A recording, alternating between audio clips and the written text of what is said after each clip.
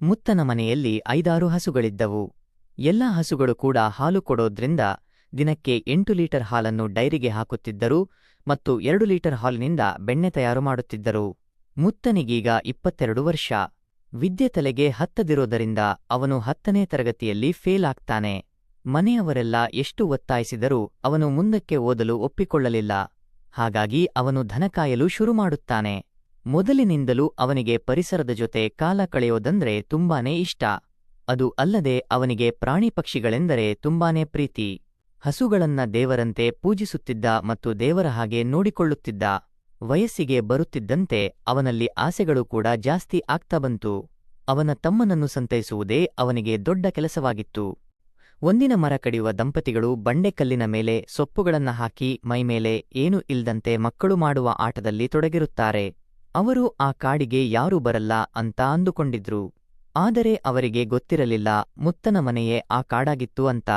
ಅವನು ದಿನದ ಹೆಚ್ಚು ಸಮಯ ಕಾಡಿನಲ್ಲೇ ಕಳೆಯುತ್ತಿದ್ದ. ಹಾಗೆ ಅವರು ಮಾಡಿಸಿಕೊಳ್ಳುತ್ತಿರುವುದನ್ನ ಮುತ್ತ ದೂರದಿಂದ ನೋಡುತ್ತಿದ್ದ. ಅವನಲ್ಲಿ ಹೊಸ ಹೊಸ ಆಸೆಗಳು ಚಿಗುರೊಡೆಯೋಕೆ ಶುರುವಾಗುತ್ತೆ. ನಾನು ಯಾರಿಗಾದರೂ ಮಾಡಬೇಕು, ಹೆಂಗಸರ ಹೂವನ್ನ ಹತ್ತಿರದಲ್ಲಿ ನೋಡಬೇಕು ಅಂದುಕೊಂಡಿರುತ್ತಾನೆ. ಅಂದಿನಿಂದಲೇ ಅವನು ತನ್ನ ತಮ್ಮನಿಗೆ ಕೈಕೆಲಸ ಮಾಡಿಸೋಕೆ ಶುರುಮಾಡಿದ. ಅಂದು ಶುರುವಾದ ಕೆಲಸ ಇಂದಿಗೂ ನಿಂತಿಲ್ಲ. ಅವನು ಬೆಳಿಗ್ಗೆ ದನಗಳನ್ನು ಹೊಡೆದುಕೊಂಡು ಬಂದು ಮೇಯಲು ಬಿಟ್ಟು ತಾನು ರಾಜಿಗಾಗಿ ಕಾಯುತ್ತಿದ್ದ. ರಾಜಿಯ ಮನೆಯಲ್ಲಿಯೂ ಸಹ 10 ದನ ಇತ್ತು. ಅವಳು ದಿನ ದನಗಳನ್ನ ಕರ್ಕೊಂಡು ಬಂದು ಮೇಯಲು ಬಿಟ್ಟು ಮನೆಗೆ ಹೋಗುತ್ತಿದ್ದಳು. ಸಂಜೆ ಆಗ್ತಿದ್ದಂತೆ ಆ ದನಗಳು ತಾವಾಗಿಯೇನೆ ಮನೆಗೆ ಹೋಗಿ ಸೇರುತ್ತಿದ್ದವು. ಹಾಗಾಗಿ ಅವಳು ಸಂಜೆ ಮತ್ತೆ ಬರಬೇಕೆನ್ನೋ ಅವಶ್ಯಕತೆ ಇರಲಿಲ್ಲ. ಅವಳ ಗಂಡ ಕುಡುಕ ಆದ್ದರಿಂದ ಮನೆಗೆ 1 ರೂಪಾಯಿ ಹಣವನ್ನು ಕೂಡ ಕೊಡುತ್ತಿರಲಿಲ್ಲ. ಅವನು 1 ದಿನ ಮನೆಗೆ ಬಂದರೆ ಇನ್ನು 7 ದಿನ ಎಲ್ಲಿಗೆ ಹೋಗುತ್ತಿದ್ದನೆಂದು ಗೊತ್ತಾಗುತ್ತಿರಲಿಲ್ಲ. ಅವನ ಅಮ್ಮ ಅಂದರೆ ರಾಜಿಯ ಅತ್ತೆ ಕೂಡ ಅವನ ಬಗ್ಗೆ ಯೋಚಿಸುವುದನ್ನೇ ಬಿಟ್ಟುಬಿಟ್ಟಿದ್ದರು. ಈಗ ಮನೆಯ ಪೂರ್ತಿ ಜವಾಬ್ದಾರಿ ರಾಜಿಯ ಮೇಲಿತ್ತು. ಅವಳಿಗೆ ಆಧಾರವಾಗಿದ್ದ ಹಸುವಿನ ಹಾಲಿನಿಂದ ಬಂದ ಹಣವನ್ನೇ ಜೀವನ ಸಾಗಿಸುವುದಕ್ಕೆ ಉಪಯೋಗಿಸುತ್ತಿದ್ದಳು. ಮನೆಯಲ್ಲಿ ಸ್ವಲ್ಪ ಜಾಗ ಕೂಡ ಇರೋದರಿಂದ ಆದಷ್ಟು ತರಕಾರಿ ಸಹ ಬೆಳೆಯುತ್ತಿದ್ದಳು. ಮಾವಿನಕಾಯಿ ಮರ ತುಂಬಾನೇ ಇರೋದರಿಂದ ತುಂಬಾನೇ ಮಾವಿನಕಾಯಿ ಆಗ್ತಾ ಇತ್ತು. ಮಧ್ಯವರ್ತಿಗಳು ಬಂದು ಅವಳಿಗೆ ಇಂತಿಷ್ಟು ಹಣವನ್ನು ಕೊಟ್ಟು ಮಾವಿನಕಾಯಿಗಳನ್ನ ಕೊಯ್ದುಕೊಂಡು ಹೋಗುತ್ತಿದ್ದರು. ಹಾಗೆ ಹೀಗೆ ಸಣ್ಣಪುಟ್ಟ ಆದಾಯಗಳಿಂದ ಅವರ ಜೀವನ ಸಾಗುತ್ತಿತ್ತು. ಆ ದಿನ ಮುತ್ತ ದನಗಳನ್ನು ಮೇಯಲು ಬಿಟ್ಟು ಕಾಡಿನಲ್ಲಿ ತಿರುಗುತ್ತಿದ್ದ. ಆಗ ರಾಜಿ ಕೂಡ ತನ್ನ ದನಗಳೊಂದಿಗೆ ಅಲ್ಲಿಗೆ ಬಂದಳು. ಅವಳಿಗೆ ಮನೆಯಿಂದ ಬರುವಾಗಲೇ ಜೋರು ಮೂತ್ರ ಬರುತ್ತಿತ್ತು. ಅವಳಿಗೆ ತಡೆದುಕೊಳ್ಳಲು ಆಗುತ್ತಿರಲಿಲ್ಲ. ಹಾಗಾಗಿ ಆಚೆ ಈಚೆ ನೋಡಿದ ಅವಳು ಯಾರೂ ಇಲ್ಲ ಅಂತ ಕನ್ಫರ್ಮ್ ಮಾಡಿಕೊಂಡು ತನ್ನ ಲಂಗವನ್ನು ಮೇಲಕ್ಕೆತ್ತಿ ಎಲ್ಲಾ ಕಳಚಿ ನೀರು ಬಿಡಲು ಶುರು ಮಾಡಿದಳು. ಆದರೆ ಮುತ್ತ ಅಲ್ಲೇ ಇರುವುದು ಅವಳಿಗೆ ಗೊತ್ತೇ ಇರಲಿಲ್ಲ. ಅವನಿಗೆ ಅವಳ ಹೂವು ಸರಿಯಾಗಿ ತೋರುತ್ತಿತ್ತು. ಅವನು ಅವಳು ಪೈಪಿನಲ್ಲಿ ನೀರು ಬಿಡುತ್ತಿರುವುದನ್ನು ನೋಡಿ ಕಣ್ಣು ತುಂಬಿಕೊಂಡ. ಅದೇ ಮೊದಲ ಬಾರಿಗೆ ಅವನು ಒಂದು ಹೆಂಗಸಿನ ಹೂವನ್ನು ನೋಡಿರುವುದು. ಅವನ ಉಸಿರಾಟ ಜಾಸ್ತಿಯಾಗತೊಡಗಿತು. ಮೈಯೆಲ್ಲ ನಡುಗೋಕೆ ಶುರುವಾಯಿತು. ಅವಳು ನೀರು ಬಿಟ್ಟು ಬಟ್ಟೆ ಸರಿಮಾಡಿಕೊಂಡು ಮನೆಗೆ ಹೊರಟಳು. ಆದರೆ ಮುತ್ತನ ಮನಸ್ಸು ಕಲುಷಿತಗೊಂಡಿತ್ತು. ಹುಲ್ಲುಗಳ ನಡುವೆ ಇರುವ ರಾಜಿಯ ಹೂವಿನ ಕೆಂಪುದಳಗಳು ಅವನ ಕಣ್ಣು ಮುಂದೆ ಬರುತ್ತಿತ್ತು. ಅವನಿಗೆ ತನ್ನ ಮನಸ್ಸನ್ನು ಕಂಟ್ರೋಲ್ ಮಾಡೋಕೆ ಆಗಲಿಲ್ಲ. ಹಾಗಾಗಿ ಅವನು ಕರಿಬಂಡೆಯ ಮೇಲೆ ಕುಳಿತು ಬಟ್ಟೆ ಎಲ್ಲವನ್ನು ತೆಗೆದು ಜಟಕಾಗಾಡಿ ಓಡಿಸೋಕೆ ಶುರುಮಾಡಿದ. ಅವಳನ್ನೇ ನೆನೆಸಿಕೊಂಡು ಎಲ್ಲ ಮುಗಿಸಿದ. ಎಲ್ಲ ಮುಗಿದ ಮೇಲೂ ಅವನು ಅವಳ ಗುಂಗಿನಿಂದ ಹೊರಗೆ ಬರಲೇ ಇಲ್ಲ. ಇದಾದ ನಂತರ ರಾಜಿಗೆ ಅಲ್ಲಿಗೆ ಬಂದು ನೀರು ಬಿಡುವುದು ಅಭ್ಯಾಸವಾಗಿ ಹೋಗಿತ್ತು. ಅವಳು ದಿನವೂ ಹಸುಗಳನ್ನು ಮೇಯಲು ಬಿಟ್ಟು ಆಚೆ ಈಚೆ ಯಾರೂ ಇಲ್ಲದಿರುವುದನ್ನ ಗಮನಿಸಿ ನೀರು ಬಿಟ್ಟು ಹೋಗುತ್ತಿದ್ದಳು. ಆದರೆ ಮುತ್ತ ಮಾತ್ರ ಅವಳನ್ನ ನೋಡುವ ಚಾನ್ಸನ್ನು ಮಿಸ್ ಮಾಡಿಕೊಳ್ಳುತ್ತಿರಲಿಲ್ಲ. ದಿನವೂ ಹುಲ್ಲುಗಳ ನಡುವೆ ಅಡಗಿರುವ ಅವಳ ಹೂವನ್ನು ತಪ್ಪದೇ ನೋಡುತ್ತಿದ್ದ. ಅವನು ಏನನ್ನು ತಪ್ಪಿದರೂ ಅವಳ ಹೂವನ್ನ ನೋಡೋದನ್ನ ಮಾತ್ರ ತಪ್ಪಿಸಿಕೊಳ್ಳುತ್ತಿರಲಿಲ್ಲ. ಹೀಗೆ ದಿನಗಳು ಕಳೆಯುತ್ತಿದ್ದಂತೆ ಮುತ್ತನಿಗೆ ರಾಜಿಯ ಮೇಲಿನ ಹುಚ್ಚು ಜಾಸ್ತಿಯಾಗುತ್ತಾ ಬಂತು. ಒಂದಿನ ರಾಜಿ ತನ್ನ ದನಗಳನ್ನು ಮೇಯಲು ಬಿಟ್ಟು ಅಲ್ಲೇ ಇರುವ ಬಂಡೆಯ ಮೇಲೆ ಕುಳಿತುಕೊಂಡಳು. ಅವಳ ಮುಖದಲ್ಲಿ ದುಃಖದ ಛಾಯೆ ಇತ್ತು. ಅವಳು ಎಲ್ಲೋ ಕಳೆದು ಹೋದವಳಂತೆ ಆ ಬಂಡೆಯ ಮೇಲೆ ಕೂತಿದ್ದಳು.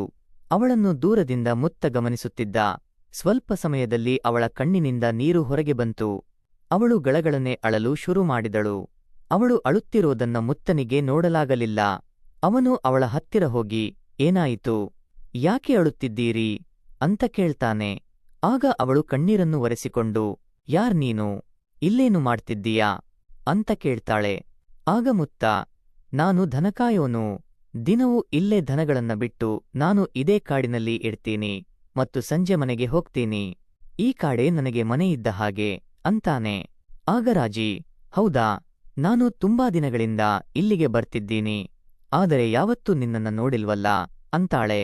ಆಗ ಮುತ್ತ, ನೀವು ನನ್ನನ್ನ ನೋಡದಿರಬಹುದು, ಆದರೆ ನಾನು ನಿಮ್ಮನ್ನ ದಿನ ನೋಡ್ತಿದ್ದೆ ಅಂತಾನೆ. ಅದನ್ನ ಕೇಳಿದ ಅವಳಿಗೆ ಶಾಕಾಗುತ್ತೆ. ಮನಸ್ಸಲ್ಲಿ ನಾನು ನೀರು ಬಿಟ್ಟಿರೋದನ್ನ ನೋಡಿದ್ದಾನಾ ಅಂತ ಡೌಟ್ ಬಂದ್ರು ಅವಳದನ್ನ ಅವನ ಹತ್ತಿರ ಕೇಳೋಕೆ ಹೋಗಲಿಲ್ಲ. ಆದರೆ ನಿಂದು ಯಾವ ಊರು ಅಂತ ಕೇಳ್ತಾಳೆ. ಆಗ ಅವನು ನನ್ನದು ಜೋಡಿಗಿದ್ದೆ ಅಂತಾನೆ.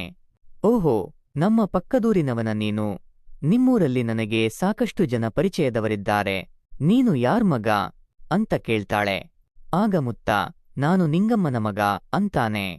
ಆಗ ಅವಳು, ಓ ಹೌದಾ, ನನಗೆ ನಿಂಗವ್ವ ಅಂತ ಯಾರದ್ದೂ ಪರಿಚಯ ಇಲ್ಲ ಅಂತ ಹೇಳ್ತಾಳೆ. ಇಬ್ಬರೂ ತುಂಬಾ ಹೊತ್ತು ಮನಸ್ಸು ಬಿಚ್ಚಿ ಮಾತಾಡುತ್ತಾರೆ.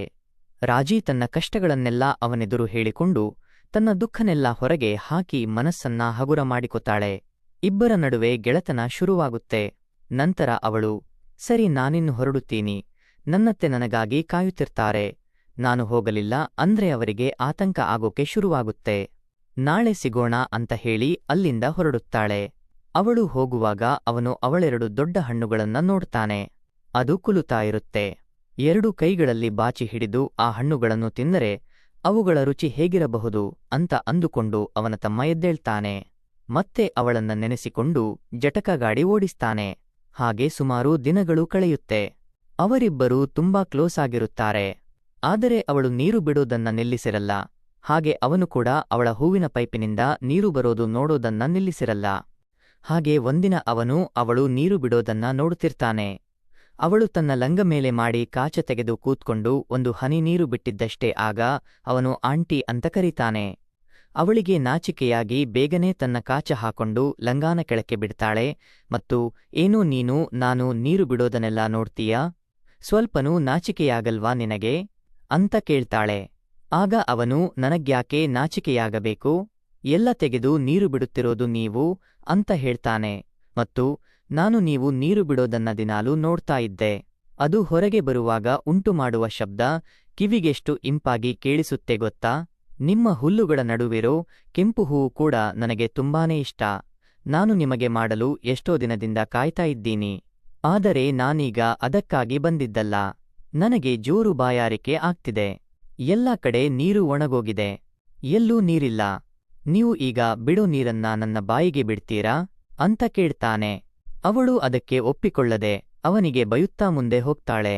ಆಗ ಅವಳ ಕೈ ಹಿಡಿದ ಮುತ್ತ, ಪ್ಲೀಸ್ ಆಂಟಿ, ನನಗೆ ತುಂಬಾನೇ ಬಾಯಾರಿಕೆ ಆಗ್ತಿದೆ, ಪ್ಲೀಸ್ ನನ್ನ ಬಾಯಿಗೆ ನೀರು ಬಿಡಿ ಅಂತ ಕೇಳ್ತಾನೆ. ಆಗ ಅವಳು ಅವನನ್ನ ಮೇಲಿಂದ ಕೆಳಗೆ ಒಮ್ಮೆ ನೋಡ್ತಾಳೆ. ಅವನು ನೋಡೋಕೆ ಕಟ್ಟುಮಸ್ತಾಗಿರ್ತಾನೆ. ಅವಳಿಗೆ ಅವನ ಮೇಲೆ ಆಸೆಯಾಗುತ್ತೆ. ಅವಳು ಆಚೆ ಈಚೆ ನೋಡಿ, ಸರಿ ಬಾ, ನಿನ್ನ ಬಾಯಿಗೆ ನೀರು ಬಿಡ್ತೀನಿ ಅಂತ ಹೇಳಿ ಸಣ್ಣ ಹಳ್ಳದೊಳಗೆ ಕರ್ಕೊಂಡು ಹೋಗ್ತಾಳೆ. ನಂತರ ಅವನನ್ನು ಅಲ್ಲಿ ಮಲಗಿಸಿ ಅವನ ತಲೆಯ ಆಚೆ ಈಚೆ ಎರಡು ಕಾಲನ್ನಿಟ್ಟು ತನ್ನ ಲಂಗವನ್ನು ಮೇಲಕ್ಕೆ ಎತ್ತುತ್ತಾಳೆ. ಆಗ ಮುತ್ತನಿಗೆ ಅವಳ ಹಸಿರು ಬಣ್ಣದ ಕಾಚ ಕಾಣಿಸುತ್ತೆ. ಆಗ ಅವಳು, ನೀನೇ ಅದನ್ನ ತೆಗೆಯೋ ಅಂತಾಳೆ. ಅವನಿಗೆ ಖುಷಿಯಾಗಿ ಒಂದೇ ಸಲ ಅದನ್ನ ಸರಕ್ಕನೆ ಜಾರಿಸುತ್ತಾನೆ ಮತ್ತು ಅವಳ ಕಾಲಿನಿಂದ ಅದನ್ನ ತೆಗೆದು ಆಚೆ ಹಾಕ್ತಾನೆ. ಈಗ ಅವನ ಕಣ್ಣಿಗೆ ರಾಜಿಯ ಹುಲ್ಲುಗಳ ನಡುವಿರೋ ಕೆಂಪು ಹೂವಿನ ಸೀಳು ಕಾಣಿಸುತ್ತೆ. ಅದನ್ನು ನೋಡಿದ ಕೂಡಲೇ ಅವನ ತಮ್ಮ ನೆಟ್ಟಗಾಗುತ್ತಾನೆ. ಅವಳು ಅವನ ಬಾಯಿ ಹತ್ತಿರ ಹೂವನ್ನ ತಗೊಂಡು ಹೋಗಿ ಚುಳ್ಳನೆ ನೀರು ಹಾರಿಸುತ್ತಾಳೆ. ಅವನು ಬಾಯಿ ತೆರೆದು ಆ ನೀರೆಲ್ಲವನ್ನೂ ಕುಡಿತಾನೆ. ಅವನ ಮುಖದ ಮೇಲೆಲ್ಲ ನೀರಾಗಿರುತ್ತೆ.